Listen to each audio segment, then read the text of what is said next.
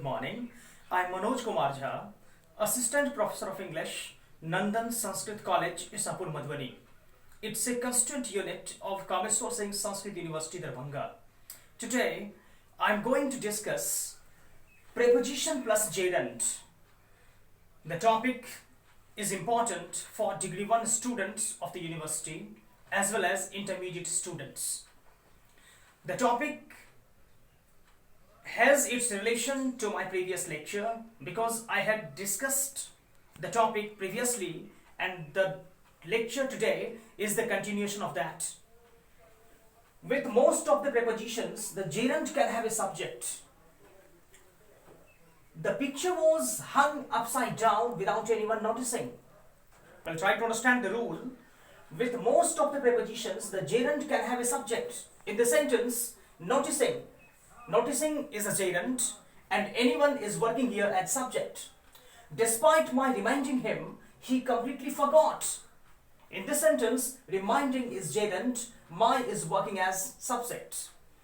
On and in have special meaning in this pattern. For example, on turning the corner, I saw a most unexpected sight. Means as soon as I had turned the corner. Here in the sentence, on turning the corner, on has a special meaning. In building the motorway, they attracted new industry to the area. In the sentence, in preposition, building gerund, but it has a special meaning. As a result of building the motorway. In building the motorway means as a result of building the motorway. This use of on and in is a little formal. These phrases we can use for plus gerund. We are discussing new rule. We can use for plus gerund to explain the use or purpose of something. For example, these phrases are for making notes on. We can also have a gerund after than, as and like, expressing comparison. Means if we wish to express a comparison, we can use after gerund than, as or like. For example, a holiday is nicer than sitting at a desk. Walking is good for you, but not as good as swimming. Getting information from the company is like getting blood out of a stone.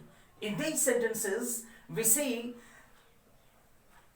sitting to express comparison, then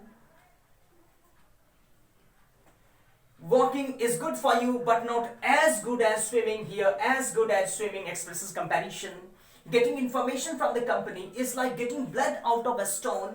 In this sentence, like getting expresses comparison.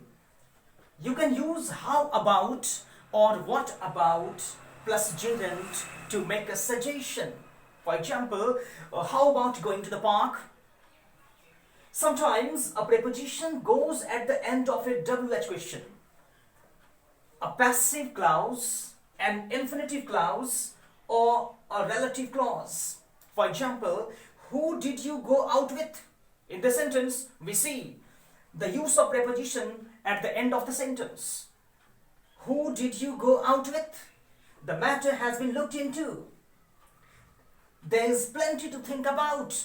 In these sentences, we see prepositions use at the end of the sentence. Here's the key I was looking for. Here, for preposition used in the last of the sentence. Many idiomatic phrases beginning with a preposition have a noun on its own without a determiner. Example here, in fact, on average, on holiday, out of work, under pressure. Well, try to understand the rule again, once again. Many idiomatic phrases beginning with a preposition have a noun on its own without a determiner. You must be knowing determiner. Determiner, it's a word such as the, like, my, that comes before a noun to show how the noun is being used. In these examples, we see fact, it's a noun. There is no determiner. In fact, average, a noun, no determiner, simply on average. Holiday, a noun, no determiner, on holiday. Out of work, work, noun, no determiner. Under pressure, pressure noun, no determiner. these are some of the uses of prepositions that we should always try our best to bear in mind for correct expression in English language. That's all for the day.